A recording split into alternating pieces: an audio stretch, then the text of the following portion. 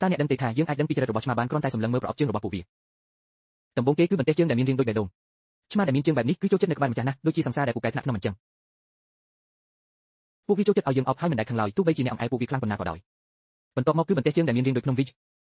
ឆ្មាដែលមានប្រអប់ជើងរាងបែបនេះភាគច្រើនមានចរិតនឹងថឹងហើយចូលចិត្តនៅម្នាក់ឯងពួកវាមិនសូវពូកែបញ្ចុះទេគឺមកក្បែរយើងតែពេលដែលពួកវាឃ្លានចង់ស៊ីប៉ុណ្ណោះវាស័ក្តិសមបំផុតសម្រាប់ម្ចាស់ឆ្មាណាដែលចូលចិត្តការប្រឈមមុខបន្តិចបន្តួចបើឆ្មារបស់អ្នកមានជើងរាងដូច Jerry វិញនោះសូមអបអរសាទរផងណាអ្នកទទួលបានអង្គរៈផ្ទាល់ខ្លួនដល់ពូកែម្នាក់ហើយឆ្មាប្រភេទនេះមានភេទភាពខ្លាំងណាស់ហើយចូលចិត្តតាមការពីអ្នកគ្រប់ពេលវេលាមិនថាអ្នកកំពុងប្រើបន្ទប់ទឹកឬកំពុងតែញូតទឹកនោះទេពួកវានឹងមកចាំយាមនៅមាត់ទ្វារដើម្បីការពារម្ចាស់ជាទីស្រឡាញ់របស់វាបន្ទាប់មកទៀតគឺបន្ទះជើងដែលមានរាងដូចគ្រាប់អង្ករពួកវាមានចរិតបែបឯកជនបន្តិចហើយតែងតែប្រុងប្រយ័ត្នខ្ពស់ចំពោះរបស់ប្លែកប៉ុន្តែពួកវាមានចរិតស្លូតបូតនិងផ្អែមល្ហែមបំផុតចំពោះម្ចាស់របស់វា